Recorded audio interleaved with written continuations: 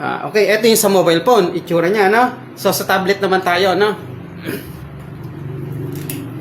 So, ito yung tablet. Sorry. Connect lang tayo sa Smart Print Kiosk.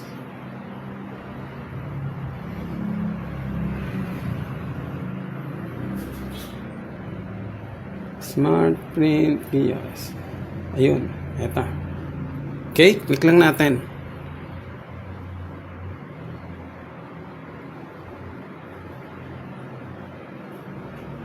So, connected tayo sa Smart Print Kiosk, no? So, ito ay walang barcode, so mag-open na lang tayo ng browser, no?